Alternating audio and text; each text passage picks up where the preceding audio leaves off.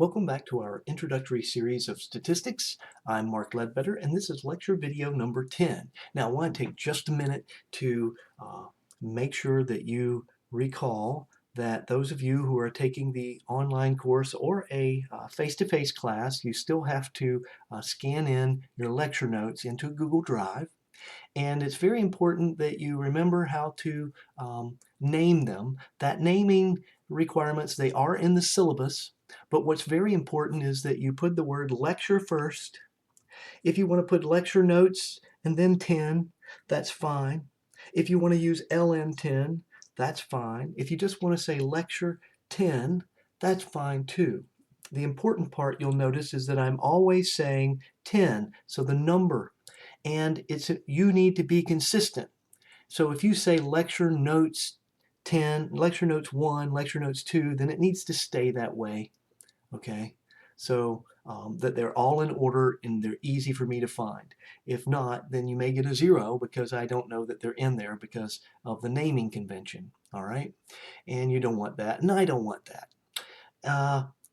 So the important part is the 10, but it's also important that you be consistent. So if you start out saying lecture notes 10, lecture notes 1, then by the time you get to 10, it should be lecture notes 10. All right, so be consistent, keep them in order in your folder so that they're easy to find. All right, I've spent enough time on that. After you put that part, if you want to put this over here, that's fine. If you want to put that in the name, just put it last, don't put it at the start. Okay. So let's review what we talked about last time. Last time we talked about section 3.2 and the measures of deviation, okay, or variation in the data. And the first method we use to describe the variation in the data is the simplest. It's called the range. Now the range has the advantage that it's really easy to use. The disadvantages are that it's very, very, very sensitive to extreme values because it only uses the most extreme values, the max and the minimum value. And it doesn't tell you anything about the shape of the data because the data can be all very condensed or not spread out near the middle of the range or somewhere else in the range. It doesn't have to be in the middle. So they may not be anywhere near the maximum and minimum. The maximum and minimum may be outliers so that none of your data is really near those values. So it only tells you the spread, the total spread of the data. It doesn't give you any picture of the shape of the data. The standard deviation, however, does, and we use this a lot. So in fact, it's like an average distance away from the mean. So it's like the average distance that the values are away from the mean. You might want to write that down just to give you the concept. And then if we're talking about a sample, we're going to use S. And S is equal to the square root of this. This is the definition that helps us see that it's like an average distance away from the mean. It's not an average, but it's close. And this is not either. So that's for the population though. So this formula here is what we use to calculate it. It's what computers use, it's what I use. So calculators, anything that's automated, they use this formula here to do the calculation. And then for the population, so this would be sigma. If we're doing the population, it will give you a different answer. This value is going to be smaller than this value. Or you can say that S is going to be bigger than sigma if it's calculated on the same exact data set. Okay, that's important. And it's usually not because this is the whole population. And we rarely have the whole population. So then we have this calculation formula over here again. And this is the standard deviation. It has the advantage that it uses all the values in the data set, just like the mean.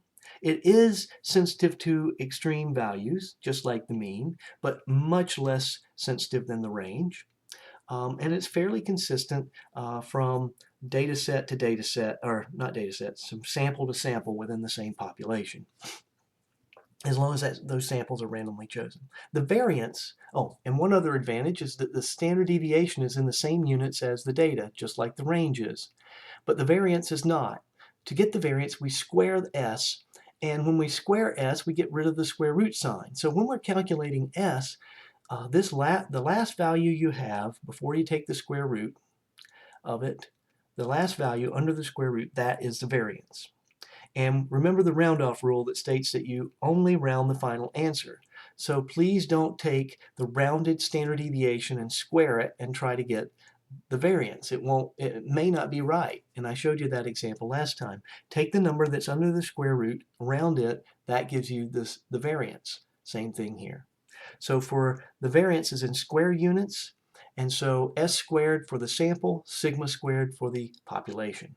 The round-off rule for science states that you include one more decimal place, just one more, than you had in your data. But again, you don't round until you get the final answer. Okay, in this video, we are going to talk about a measure of relative variation called the coefficient of variation. So this satisfies the second objective of this section. Use the coefficient of variation to compare the relative, and relative is a key word here, variation of two populations or two samples. So again, the coefficient of variation, or CV, is a measure of relative variation. We use it to compare the variation in two or more samples, so we have to calculate the coefficient of variation for each sample or each population. Here are the formulas. For the sample, CV is equal to S over X bar. It's a measure of variation, so the measure of variation goes on the top. But you have your formula, make sure you plug it in right. And again, we'll do an example. And then the coefficient of variation for the population is, again, the standard deviation divided by the mean. So it's always the standard deviation divided by the mean. Just the symbol depends on whether it's a population or the sample. I want to point out that it's always better to have less variation in our data or our distribution. Okay, so that means that I can ask questions in a variety of ways. So in this case, I have asked which sample has more relative variation. I could say which sample has the worst relative variation, and you would get the same answer. Sample 1 or sample 2, and we're saying, I'm using subscripts here to just show the difference between sample 1 and sample 2. Okay, so we have X bar 1 is 5, S1 is 3, X bar 2 is 10, S2 is 5. So the first step is write down the formula. Then plug in. So 3 is the standard deviation for sample 1, 5 is its mean. I get an exact value, 0.6. Now, if you just look at this, you can see that the standard deviation in sample 1 is smaller than the standard deviation in sample 2. But it turns out that in nature, or just so how it happens, we've noticed as statisticians and mathematicians that if the average of the numbers are bigger, then on average, the variation is larger. Okay, it's just the way it works. If I take the variation in the weight of ants don't weigh very much, so the standard deviation is going to be very small because it's going to be a very small weight for each of the ants. I should say mass to be precise.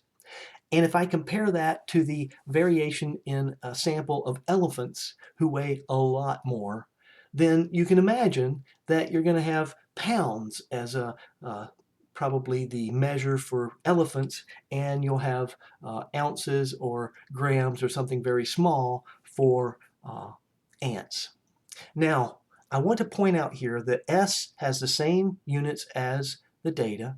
X bar has the same units as the data, so our units cancel. When we're dealing with measures of relative variation or relative standing, there are no units. The units cancel.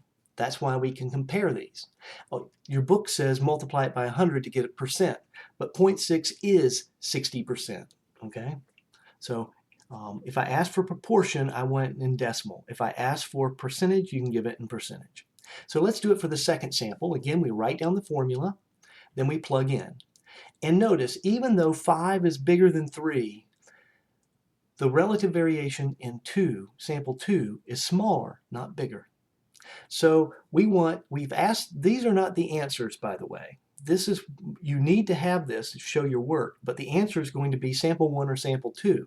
And I asked which one has more relative variation. So it's going to turn out to be that the answer is sample 1. Sample 1 has more relative variation.